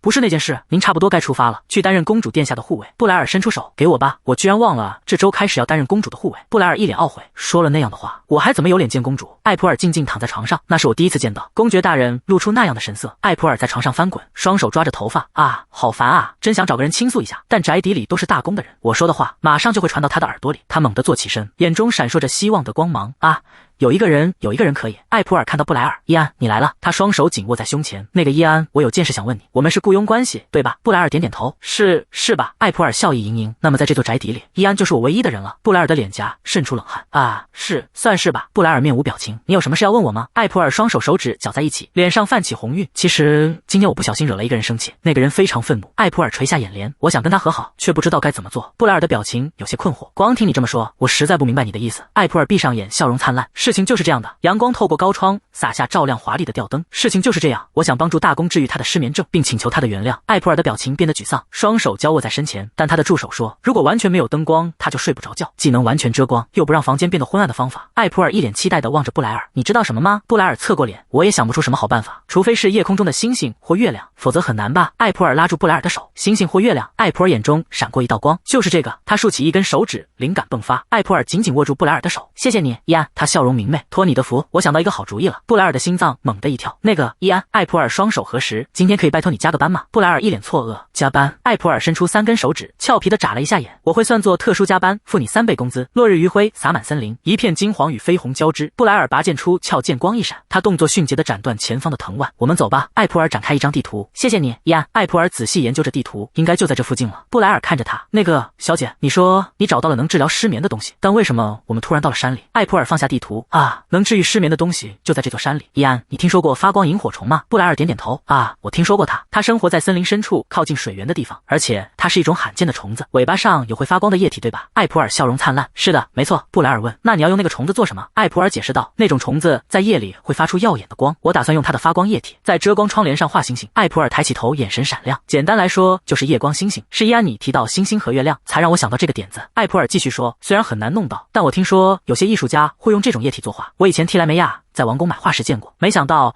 莱梅亚偶尔也能派上用场。这样一来，即使窗帘遮住了光线，房间也不会因为夜光星星而完全变暗，一定能治好大公的失眠症。布莱尔的嘴角微微上扬，如果大公知道小姐这么为他着想，一定会很感激的。布莱尔望向天色，小姐，我们今天先放弃吧，已经过去好几个小时了。艾普尔转身继续往里走，我再找一会儿就下去。伊安，你先下去吧。布莱尔伸出手，那种萤火虫生活在森林深处，所以见过的人很少，已经够了，明天我们再一起来找。艾普尔抬起头，可是地图上明明显示就在附近。他脚下一滑，身体失去平衡。啊！布莱尔瞳孔骤缩，小姐，姐！他惊恐地伸出手，艾普尔坠下悬崖，尖叫声划破夜空。哈啊！布莱尔毫不犹豫，纵身一跃，紧紧抱着艾普尔，用自己的身体作为缓冲，重重摔在地上。布莱尔撑起身，焦急地看着他：“小姐，您还好吗？有没有哪里受伤？”布莱尔紧闭双眼，脸上划过几道伤痕。你看，我就说这里很危险，我们回去吧。他话音未落，艾普尔猛然站起。小姐，艾普尔转身，伊安，他脸上绽开灿烂的笑容。我们终于找到了。布莱尔一脸茫然地看着他，周围的空气中漂浮着无数发光的小点。艾普尔声音里满是惊喜：“是萤火虫。”幽暗的森林深处，无数光点如繁星般升起，将夜色点亮。布莱尔的脸颊渗出冷汗，他眉头紧锁，表情凝固。这是什么？布莱尔望向窗帘，绿色的心形图案闪烁发光，密布在厚重的布料上，是遮光窗帘，上面画着夜光星星。艾普尔绽开一个灿烂的笑容，这是我准备的礼物，为了昨天的事道歉，这样即使拉上窗帘，夜光星星也会漂浮着，房间就会很亮。想想看，他竟然在半天内就完成了这所有的事，从森林回来后一定不眠不休的赶工了。布莱尔沉默着，他的目光沉重落在艾普尔身上。艾普尔抓着窗帘，表情有些不安。如果你不喜欢，我就拿回去。布莱尔平静地看着他，看在公主一片心意的份上，我会试试看的。艾普尔猛地抬头，眼睛瞬间亮了起来。真的吗？艾普尔提起裙摆，深深鞠躬，真心希望您能喜欢这份礼物。布莱尔叫住了正要离开的艾普尔。喂，公主！艾普尔回头，眼中带着一丝惊讶。是。布莱尔的脸颊瞬间涨红，他眼神躲闪。谢。艾普尔的表情凝固了，他微微歪头。谢。布莱尔站姿僵硬，他结结巴巴地问：你喜欢吃肉吗？艾普尔眼前一亮，他毫不犹豫地回答：啊，是的，我超级爱吃肉，比起海鲜更喜欢肉。布莱尔抬手轻抚下唇，眼神变得柔和。是吗？那我今晚让人准备肉食。艾普尔的蓝色眼瞳猛然睁大。什么？这是说？布莱尔的声音传来。晚餐见。艾普尔的脸上绽放出灿烂的笑容，他闭上双眼，喜悦满意。好的。夜光星星在窗帘上闪烁，绿色的光芒洒满房间。布莱尔躺在床上，眉头紧锁，难以入眠。荧光虫在草丛中飞舞，点亮了窗外的黑夜。布莱尔双手枕在脑后，仰躺在草地上。艾普尔躺在他身边，送一份简单的礼物，竟然这么难。布莱尔侧头看着他，是吧？艾普尔仰起脸，笑容灿烂。今天真的太谢谢你了，如果只有我一个人，绝对找不到的。草叶间荧光闪烁，光点升腾，如梦似幻。布莱尔的声音很平静，一点也不，我根本没做什么。小姐，您才是最辛苦的。布莱尔微微侧头，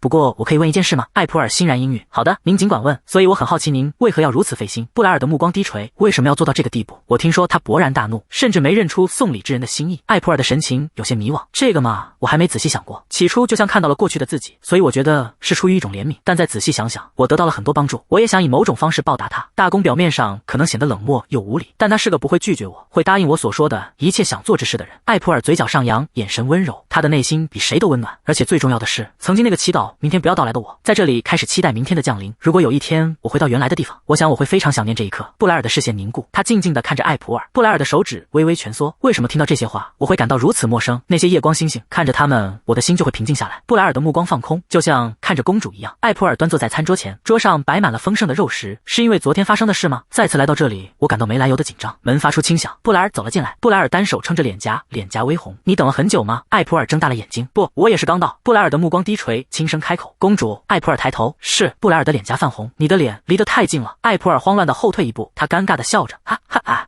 殿下今天看起来状态真好，我只是想问您昨晚睡得好不好？布莱尔清了清嗓子，转过身去，视线飘忽。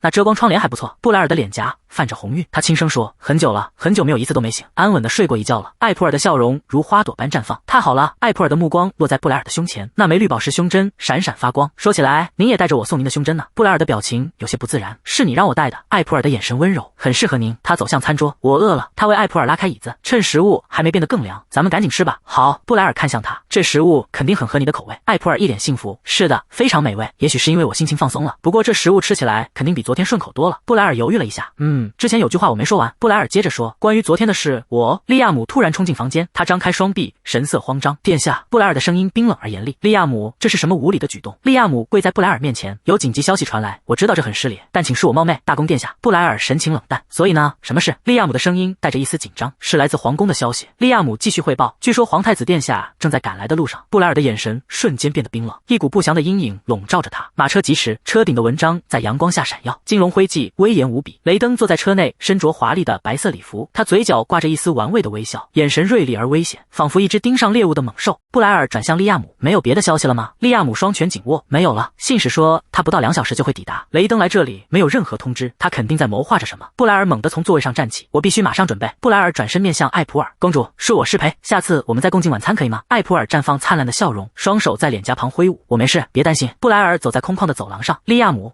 微微躬身，遵命，殿下。布莱尔的眼神变得锐利，无论如何，绝不能让莱顿见到艾普尔公主。伯妮塔跑进房间，小姐，她脸颊泛红，神情慌张。怎么样，殿下他喜欢这次的礼物吗？艾普尔竖起大拇指，笑容灿烂。是的。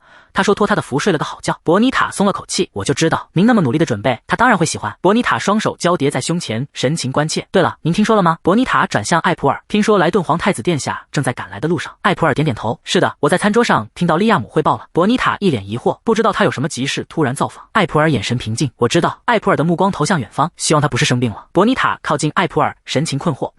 可是小姐，艾普尔的脸颊泛红，眼神迷离。你的脸色怎么这么差？伯妮塔面露担忧，您哪里不舒服吗？艾普尔一手扶额，一手叉腰，身体轻轻摇晃。真的吗？你这么一说，我好像有点发烧了。我想是昨天太累了吧。伯妮塔转身，我去拿退烧药，你好好休息。艾普尔声音微弱，好的，谢谢你。艾普尔手抚胸口，呼吸急促，胸口有点闷。艾普尔摇摇晃晃，是因为刚才吃太快了吗？头好晕，我该出去透透气。夜色下的宏伟城堡静谧无声。伯妮塔手持药瓶走在长廊上，一个女仆迎面走来。伯妮塔，女仆微笑着抓住伯妮塔的手臂，我正好要去找你呢。伯妮塔一脸惊讶，找我？利亚姆爵士让我带你过去。伯妮塔满脸困惑，为什么？女仆摇摇头，谁知道呢？你自己去问他吧。伯妮塔微微歪头，应该没什么事吧？伯妮塔神情震惊，什么？从现在开始禁止夫人踏出房门半步。利亚姆坐在堆满文件的书桌后，是的，您只要看好他，直到皇太子殿下返回皇宫即可。伯妮塔站在书桌旁，考虑到夫人的日常，这应该不难，但是我可以问为什么吗？利亚姆手握羽毛笔，轻敲桌面，我不能告诉你细节，但目标是阻止他见到皇太子殿下。利亚姆双手交叠，神情严肃，还有一件重要的事，绝不能在府邸内提到小姐的名字，记住，一旦有任何差池，我无法保证你的性命。伯妮塔猛地一惊，冷汗直流。是，我明白了。一辆华丽的马车停在府邸外，雷登走向前来迎接的众人，参见皇太子殿下。雷登眼神淡漠，俯视着眼前躬身的男人。好久不见，布莱尔。雷登俯身在布莱尔耳边低语，你一定很好奇，我为什么亲自来这里。雷登眼神灼灼，从魔法塔的业务到你正在做的那些无用之事，既然你看起来很忙，我就亲自莅临了。雷登手搭在披风上，今天太晚了，我就在这里过夜。雷登命令道，带路。布莱尔咬紧牙关，眼神中燃起怒火，他紧握的拳头青筋暴起。伯妮塔推开门，他手握药瓶，笑容灿烂。小姐，我把药拿来了，我来晚了。伯妮塔的笑容僵在脸上，她瞳孔收缩，满脸惊愕。房间空无一人。艾普尔小姐，这里虽然简陋，但您可以暂住。雷登环视四周，还行，不至于睡不了一晚。布莱尔微微躬身，下次若能提前告知，我会准备得更干净。雷登随意地坐在床边，随你便。现在告诉我，你来这里的理由是什么？雷登微微一笑，既然你好奇，我想我必须告诉你，你知道的，最近在贵妇圈里，那本关于鬼故事公爵府安全守则的漫画正当红，不是吗？我母亲也完全迷上了那本漫画，简直到了疯狂的地步。她甚至召集了帝国著名的说书人，让他们朗诵台词，但母亲坚持要见漫画的作者。作为儿子，我不能袖手旁观。然而他们被下了封口令，守口如瓶，所以我只好让手上沾点血，他们才终于招供，承认受到了此地的资助。布莱尔微微抬眼，公爵府只为漫画事业提供资金支持。雷登打断了他，我知道这绝不是你会想出的主意。雷登嘴角勾起一抹冷笑，听说漫画总制作人的真实身份无人知晓，除了一个人，维莱尔大公。布莱尔的拳头猛地攥紧，是的，没错，我就是来见那个人的，漫画的真正制作人。你最近的举动不止一处可疑，从魔法塔到漫画制作，你只挑你绝不会做的事情。雷登继续说道，但不知为何，如果我见到那个人，我觉得所有问题都会迎刃而解。布莱尔的眼神充满探究，你怎么能如此肯定？雷登转过身，嘴角扬起自信的弧度，只是我的直觉，看到你现在的表情，我更加确信了。这么晚了，你打算出门吗？雷登推开阳台大门，哦，我身体有点僵硬，想出去走走。雷登抬手示意，我不想被打扰，你们都在这里等着。随从微微躬身，遵命，殿下。雷登在空旷的长廊中迈步，布莱尔和利亚姆紧随其后。布莱尔开口问道，公主在哪里？利亚姆回答，她应该和伯妮塔在房间里，我已经对伯妮塔下达了严令，请您放心。伯妮塔满脸惊愕，利亚姆爵士，伯妮塔，你们怎么会在这里？殿下。伯妮塔双膝跪地，身体颤抖，我犯了死罪。伯妮塔泪水滑落，小姐她不见了。布莱尔的瞳孔因震惊而收缩，一种前所未有的恐慌攫住了他。明亮的阳光洒满阳台，艾普尔独自倚靠着栏杆眺望远方。艾普尔闭上眼，手背轻抚额头，唉，我的烧好像更严重了，该进去休息了。门开了，雷登站在那里，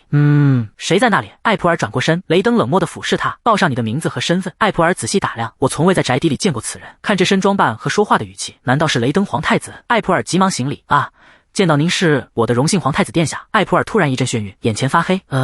艾普尔身体一软，向前倒去。女仆掌下令，彻底搜查，不留任何死角。是的，明白了。布莱尔一巴掌拍向桌子，你怎么可能在这栋小宅子里连一个人都找不到？非常抱歉，但公主会不会已经出去了？布莱尔摇摇头，如果她有的话，至少有一位骑士会看到她。然而没有一位骑士报告说见过她。布莱尔的眼神变得锐利，她一定还在宅邸里。布莱尔的下颚绷紧，我们必须找到她，在其他人之前，在雷登撞见她之前。利亚姆向布莱尔报告，她不在图书馆。布莱尔对下属下令，如果他不在那里，就去露台找。一个声音从身后传来：这么晚了，你们在急着找什么？布莱尔猛地转身，看到皇太子雷登，您还没睡？雷登嘴角挂着一丝玩味的笑，你们该不会是在找一个女人吧？雷登的笑容加深，如果是这样，我或许能帮上忙。他现在在哪里？雷登挥挥手，哇哦，冷静点，你这表情好像随时都要打我一样。布莱尔咬紧牙关，我问你他在哪里？雷登低头轻笑一声，随后爆发出一阵大笑。雷登一手捂着胸口，笑得前仰后合，你那野兽般的表情，好久没见到了。雷登伸手拍拍布莱尔的肩膀，他现在在我的房间。布莱尔甩开他的手，如果你敢动他一根手指，我绝不善罢甘休。布莱尔转身离去，该死，这么明目张胆。雷登眼中闪过一丝兴味，现在我可太感兴趣了。雷登大步流星地走着，推开一扇门，雷登走进床边，艾普尔躺在床上，双颊绯红，呼吸急促。雷登的声音在身后响起，我说了他在我房间里安然无恙。布莱尔怒吼，你对小姐做了什么？布莱尔一把揪住雷登的衣领，雷登的脸色瞬间阴沉。布莱尔，你好大的胆子！雷登的声音冰冷，你竟敢对身为皇太子的我大吼！雷登眼中杀意浮现，看来你真的一点都不怕死了。利亚姆快步赶来，公爵大人，伯妮塔也跟在后面。小姐，利亚姆冲上前，一把将布莱尔拉开。公爵大人，请冷静，您在做什么？利亚姆向雷登深深鞠躬，请您以皇太子的宽宏大量原谅我家主人的无礼。利亚姆望向床上的艾普尔，但是小姐怎么会在这里？雷登整理了一下衣领，她自己晕倒了，我只是把她搬到我房间。雷登补充道，医生看过了，似乎是劳累过度。布莱尔拳头紧握指甲，深深嵌入掌心，都是我的错，如果不是公主为我做窗帘。利亚姆转向雷登，我马上叫骑士来把她带走。布莱尔站在床边抬手制止，不必了。布莱尔俯身，动作轻柔地将艾普尔抱起，我亲自送她回去。布莱尔低头致歉，我为今天对您的无礼道歉，无论您施以何种惩罚，我都甘愿接受。雷登眼神轻蔑，你今天的确犯了重罪，但也多亏了你才看到了一出好戏，我就以我宽宏大量的胸怀原谅你这一次。布莱尔微微颔首，那么我就告辞了。布莱尔转身离去，伯妮塔和利亚姆紧随其后。雷登摸着下巴，看到布莱尔失去冷静，变得如此激动，他们显然不只是普通熟人。雷登的眼神锐利，那个女孩是负责漫画的人，还是布莱尔的秘密情人？无论如何都同样有趣。雷登的嘴角勾起一丝玩味的笑意，但那个女孩总觉得有种莫名的熟悉感。布莱尔和利亚姆站在床前，伯妮塔在一旁啜泣。小姐，利亚姆对伯妮塔说，伯妮塔，等公主醒来，你的惩罚就会到来。布莱尔的声音低沉，不必责怪可怜的伯妮塔。布莱尔用湿毛巾轻轻擦拭艾普尔的额头，今天的错全在我，大家都回房休息吧。布莱尔承担了所有责任。利亚姆欲言又止，但是布莱尔继续说，我觉得这能稍微减轻一点我的负罪感，就指望你了。利亚姆低头，是的，我明白了，我先告辞了。随后他转身离去，房门轻轻关上。布莱尔俯身凝视着沉睡的艾普尔，艾普尔，快点好起来。布莱尔的视线温柔而专注，你也要给我一个好好待你的机会。